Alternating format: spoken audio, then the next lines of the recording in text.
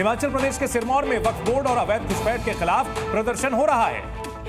देखिए, यहाँ पर कई इलाकों में देवभूमि संघर्ष समिति प्रदर्शन कर रही है और इनकी मांग है कि वक्फ बोर्ड को खत्म किया जाए और शिलाई क्षेत्र में अवैध घुसपैठ को रोका जाए। इन लोगों की ये भी मांग है कि हिमाचल प्रदेश में बन रही अवैध मस्जिदों का निर्माण रोका जाए। समीक्षा शिमला से इस वक्त हमारे साथ जुड़ी हुई है। सिरमौर में हिमाचल में वक्फ बोर्ड के खिलाफ प्रोटेस्ट की ये तस्वीरें हिंदूवादी संगठन की हम आपको दिखा रहे हैं। समीक्षा, आपके पास क्या अपडेट इस वक्त, वहां पर क्या कुछ हो रहा है? देखिए, शिमला के संजौली से मस्जिद विवाद जैसे ही इस मामले ने तूल पकड़ा, पूरे प्रदेश भर में कई तरह के प्रदर्शन चल रहे हैं। मांग लगातार एक ही उठाई जा रही है कि हिमाचल प्रदेश कोई भी विशेष समुदाय का अगर एक भी व्यक्ति यहां पर कार्य करने के लिए पहुंचता है तो उसकी वेरिफिकेशन प्रॉपर तरह से की जानी चाहिए। पिछले दिन शिमला के गुम्मा से भी तस्वीर देखी गई जहां पर 35 लोगों के एक ही महीना और एक ही डेट के साथ कई आधार कार्ड बने हुए हैं और अधिकतर जो लोग हैं वो आंध्र प्रदेश, उत्तर प्रदेश से यहाँ पर आ रहे हैं और कहीं ना कहीं ये भी लोगों की ओर से आरोप लगाया जा रहा है कि माहौल खराब करने का प्रयास किया जा रहा है। सीधे स्थानीय लोगों से बातचीत करते हैं कि क्या मांग करते हैं अब आप? देखिए, हम तो प्रशासन से यही मांग करना चाहते हैं कि सबसे पहले तो ये जो मस्जिद है इसको तोड़ा जाए। जो उन्होंने हमारे से वादा किया है कि हाँ, हम 5 तारीख के बाद जो भी फैसला आएगा तो उन्होंने कहा है कि भाई हम ये लोग जो है वो खुद ही मस्जिद में भी शामिल थे जब यहाँ संजौली में हुआ था। जी हाँ, हम प्रोटेस्ट में भी शामिल थे और एसपी साहब ने हमसे ये भी गुजारिश की थी कि तुम अपना प्रोटेस्ट बंद कर दो और हम किसी पे कोई। अब आप क्या मांग करते हैं? मैम, मेरी मांग तो ये है, अवैध मस्जिद बनी हुई है, ठीक है। यहाँ पे कुछ लोगों ने अवैध निर्माण करे थे, मल्याना से लेकर ढली तक सारे जो भी अवैध बना था वो तोड़ दिया गया है। मस्जिद क्यों नहीं तोड़ी जा रही है? हम लोगों पे FIR की जा रही है। उस टाइम के हमारे वे निशान आज तक है हमारे पे। लाठीचार्ज करने का क्या तुक बनता है? हमने तो यही बोला कि मस्जिद अवैध बनी है तो तोड़िए इसको। ठीक है सर, बिल्कुल। हमारे साथ नितेश भी जुड़े हुए हैं, समीक्षा, जो कि मंडी से हमारे साथ हैं। नितेश, अगर बात की जाए मंडी की तो यहां भी कमोबेश मुंबई जैसा ही यहां पर हाल था और जो मस्जिद कमेटी वहां की है उसने खुद से कुछ अवैध निर्माण तोड़ा है। फिलहाल क्या स्थिति है? क्या उस पूरी मस्जिद को अवैध बताया जा रहा है या फिर उसका कुछ हिस्सा अवैध है और क्या उसको पूरी तरह से तोड़ दिया गया है? मस्जिद का पूरा मामला है, उसको लेकर जो नगर निगम कोर्ट है उसके द्वारा यहाँ पे 30 दिन के भीतर जो यहाँ पे भवन बना है मस्जिद का उसको गिराने के आदेश दिए गए हैं। लेकिन हमने हाल ही में देखा है कि जो नगर निगम कोर्ट है उनके द्वारा यहाँ पे आदेश दिए गए, जो बिजली पानी है मस्जिद का उसको भी यहाँ पे काट दिया गया है।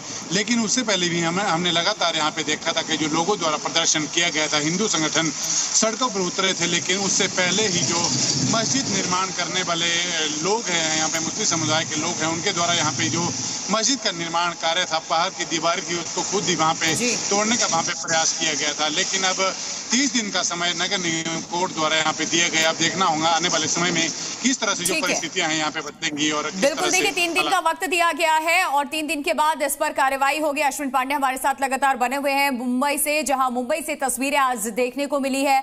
क्या अब इस अपील के बाद वहां के स्थानीय जो विधायक है वो भी पहुंचे हुए थे, उन्होंने भी लोगों से अपील की कि आप अपने अपने घरों में चले जाइए, वापस यहाँ कुछ नहीं ढहा जा रहा है? लोग वापस जा चुके हैं या अभी भी डटे हुए हैं लोग सड़कों पर? जी नहीं, लोग पूरी तरह से यहाँ से जा चुके हैं। जो आसपास के रहने वाले लोग हैं वो हैं। हालांकि जो भीड़ आई थी धारावी के अलग अलग हिस्सों से, वो सारी भीड़ अभी चली यहाँ से गई है। पुलिस बंदोबस्त अभी भी हालांकि बरकरार है और जो BMC के अधिकारी, कर्मचारी और तोड़क दस्ता आया था वो भी यहाँ से अब जा चुका है। जी बिल्कुल, लेकिन यहां पर अश्विन, जिस तरह से लोगों को लामबंद किया गया, एक तो अवैध निर्माण और उसको फिर बचाने के लिए जिस तरह से स्ट्रीट पावर दिखाने की कोशिश की गई है, निश्चित तौर पर इसमें राजनीति है। और अगर हिमाचल से लेकर के मुंबई तक देखा जाए तो कहीं ना कहीं ये पूरा का पूरा पैटर्न नजर आता है।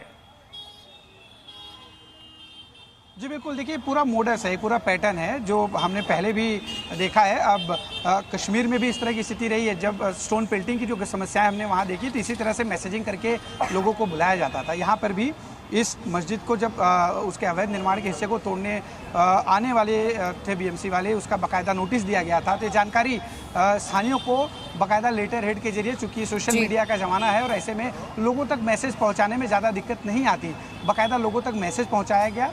और इसके बाद लोग धीरे धीरे, क्योंकि धार्मिक मामला है, लोगों की भावनाएं जुड़ी होती है तो लोग वहां पहुंच जाते हैं। बहुत लोगों की बात नहीं पता होती कि कौन सा हिस्सा अवैध है। सिर्फ एक मैसेज दिया गया कि मस्जिद को तोड़ने के लिए आ रहे हैं, ये बिल्कुल नहीं बताया गया कि मस्जिद का जो हिस्सा है वो अवैध है। हालांकि अब कमेटी ने खुद माना है कि जो अवैध हिस्सा है वो कमेटी खुद उसे हटाएगी। 4 से 5 दिनों का बाकायदा समय लिया गया है ताकि तोड़क दस्ते को दोबारा आने की ज़रूरत ना पड़े। और जो प्रशासन है उन्होंने मस्जिद कमेटी की इस रिक्वेस्ट को मान भी लिया है, क्योंकि कोई भी लॉ एंड ऑर्डर की स्थिति जो है निर्माण ना हो, प्रशासन खुद चाहता है और इसीलिए प्रशासन ने मस्जिद कमेटी की बात को माना है। देखना होगा कि 4 से 5 दिनों के बाद क्या स्थिति बनती है। जी बिल्कुल। और समीक्षा राणा हमारे साथ बनी हुई है शिमला से। समीक्षा, अगर बात की जाए जिस तरह से धारावी में अवैध निर्माण किया गया, लोगों की भीड़ को जुटाया गया, हिमाचल प्रदेश में लोगों को यही डर है कि इसी तरह मस्जिद का अवैध तरीके से निर्माण किया जाता है, उसके बाद आसपास बसाहट की जाती है विशेष समुदाय की, और उसके बाद फिर स्ट्रीट पावर दिखा करके अपनी टर्म्स को डिक्टेट किया जाता है। देखिए, अधिकतर जो यहाँ पर देखा जा रहा है और लोगों का विरोध है वो यही है कि जो लोग बाहर से यहाँ पर आ रहे हैं वो माहौल खराब करने का प्रयास कर रहे हैं, और जो स्थानीय लोग हैं कहीं ना कहीं वो उनसे परेशान होते हुए नजर आ रहे हैं। जहाँ पर बाहर के लोग यहाँ पर बस रहे हैं, उसके बाद ही मस्जिदों के निर्माण इस तरह से अवैध रूप से कराए जा रहे हैं, और पूरे प्रदेश भर से इसी तरह के विरोध प्रदर्शनों की तस्वीरें इस वक्त नजर आ रही हैं, जहाँ लोग ये मांग कर रहे हैं कि स्ट्रीट वेंडर पॉलिसी सरकार जल्द लाए। हालांकि कमेटी का गठन उस पर कर दिया गया है, लेकिन कितनी जल्दी उस पर एक्शन लिया जाता है वो जरूर देखना होगा। लेकिन फिलहाल की अगर बात करें तो लोगों का जो विरोध है वो ज्यादातर जिस तरह से जो लंबे समय से लोग यहाँ पर रह रहे हैं उनके लिए नहीं है, लेकिन जो लोग यहाँ पर लगातार हिमाचल आ रहे हैं, माहौल खराब कर रहे हैं, उन पर लोग जो है वो कह रहे हैं कि उनकी वेरिफिकेशन प्रॉपर तरह से की जानी चाहिए। मैम, आपका नाम क्या और कितने सालों से आप यहाँ रह रहे हैं? मेरा नाम प्रतिभा बाली है और मैं पिछले 40 साल से यहाँ रह रही हूँ शिमला में। तो अभी क्या मांग आप कर रहे हैं? हम ये कह रहे हैं हिमाचल सरकार से, जो ये हाहाकार हिमाचल प्रदेश में मचा है और ये जो इन्होंने लाठीचार्ज और ये अपना रवैया बनाया है वाटर कैनन यूज करने का, ये हिमाचल की संस्कृति नहीं है। यहाँ शांतिप्रिय लोग रहते हैं और हम पहले भी सद्भावना और समरसता से प्रदेश को देखते आए हैं और ऐसा यहाँ माहौल बना रहा है। लेकिन हिमाचल सरकार पूरी फेलियर अपना डिक्लेयर कर चुकी है कि वो इन सब चीज़ों को व्यवस्थित करने में असफल है।